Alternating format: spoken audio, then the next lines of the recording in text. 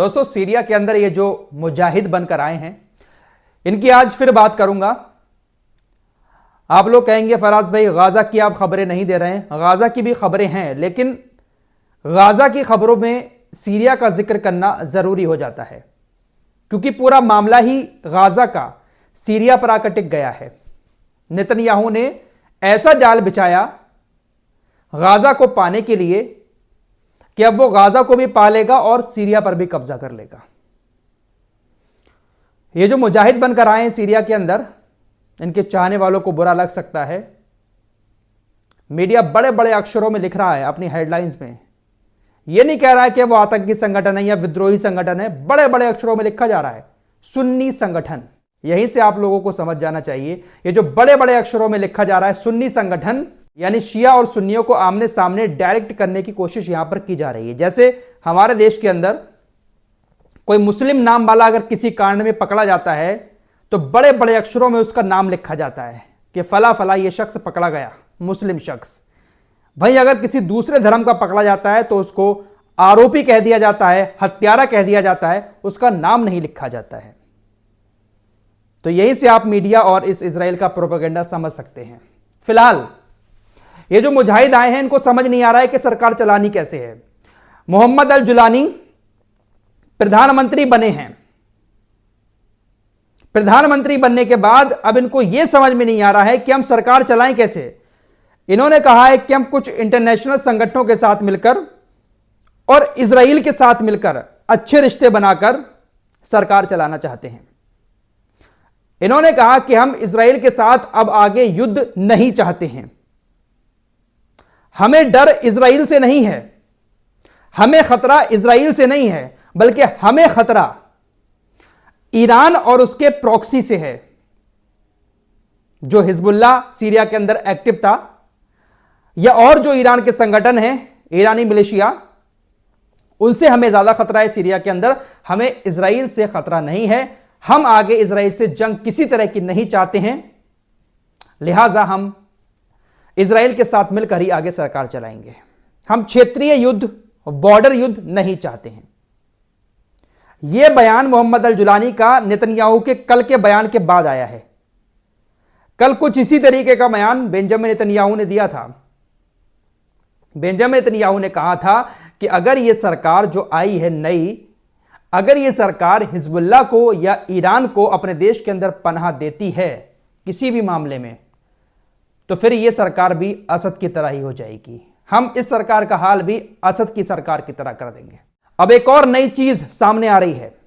बशर अल असद जब वो सत्ता में थे तो हमेशा उनके ऊपर इंटरनेशनल कम्युनिटी, खासकर अमेरिका, इजराइल जैसे देश ये आरोप लगाते थे कि बशर अल असद रासायनिक हथियार बना रहे हैं।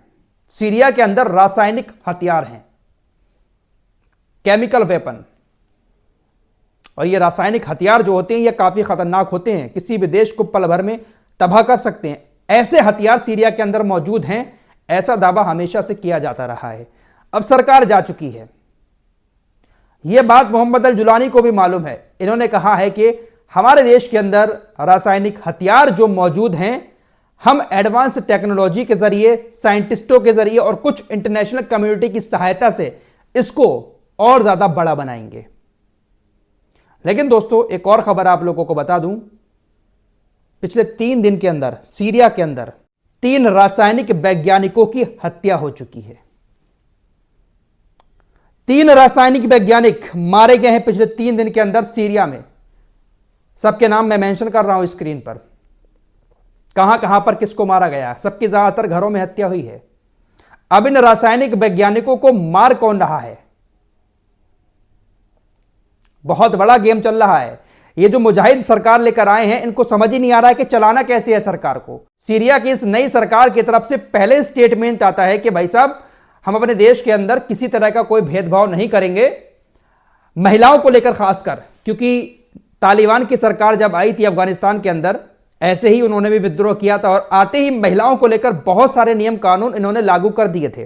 तो यहां पर भी ऐसी चर्चाएं हो रही थी कि ये जो सरकार आई है सीरिया के अंदर, ये महिलाओं पर प्रतिबंध लगाएगी। लेकिन इनकी सरकार की तरफ से कहा गया कि महिलाओं को पूरी आजादी है, हम किसी तरह का कोई कानून उनके लिए अलग से ड्रेस कोड लागू नहीं कर रहे हैं, वो कुछ भी पहन सकती हैं सीरिया के अंदर। अब ये महाशय जो आपकी स्क्रीन पर दिख रहे हैं, इनका नाम है शादी अल वैसी। इनको सीरियाई सरकार में न्याय मंत्री बनाया गया है। इन्होंने साफ तौर पर ऐलान कर दिया है कि सीरिया के अंदर शरिया कानून लागू किया जाएगा। पहले इन्होंने कहा, इनकी सरकार ने, कि कोई ड्रेस कोड नहीं होगा महिलाओं के लिए, जो चाहे वो पहने, पूरी आजादी होगी। अब कहा कि शरिया कानून लागू किया जाएगा। तो इन लोगों को समझ नहीं आ रहा है कि कैसे सरकार चलानी है। फिलहाल जो गाजा का मामला था वो पूरी तरीके से छुप गया है और पूरी नजर इजराइल की सीरिया पर है, और सीरिया को बहुत जल्द इजराइल पूरी तरीके से अपने कब्जे में कर लेगा, क्योंकि अब इन मुजाहिदों के पास कुछ नहीं बचा है।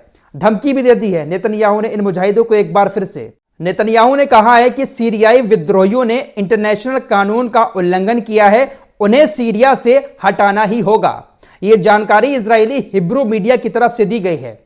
नेतन्याहू ने इनको भी अब सीरिया से हटाने का ऐलान कर दिया है, और नेतन्याहू इनको हटा भी देगा, क्योंकि इनके पास इतनी सी भी ताकत नहीं है कि ये एक भी हवाई हमले को इजराइल के रोक पाए।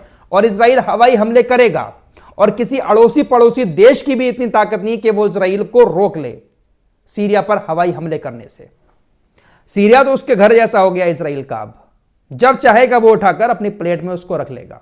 फिलहाल अयतुल्लाह खamenei ने कहा है कि कल एक लंबी चौड़ी एक सभा की थी, उसमें उन्होंने कहा कि ये जो कुछ हुआ है सीरिया के अंदर, बहुत सारे हमारे पास ऐसे सबूत है कि इसका जिम्मेदार इजराइल और अमेरिका है। कहने की जरूरत ही नहीं है, बहुत सारे सबूत हैं कि अमेरिका और इजराइल ने यह सब कुछ कराया है। साथ ही साथ सीरिया का एक पड़ोसी देश भी है जिसकी वजह से यह सब कुछ हुआ है, और उस पड़ोसी देश ने बहुत अहम योगदान इसमें निभाया है। वो पड़ोसी देश कौन हो सकता है? तुर्की, जॉर्डन और लेबनान। ये तीनों देश हैं जो सीरिया के बॉर्डर से मिले हुए हैं। तुर्की हो सकता है जिसका नाम सामने आया था, जॉर्डन भी है, खुलकर नाम नहीं लिया, लेकिन कहा कि पड़ोसी देश सबसे ज्यादा अहम रहा इस पूरे कांड में।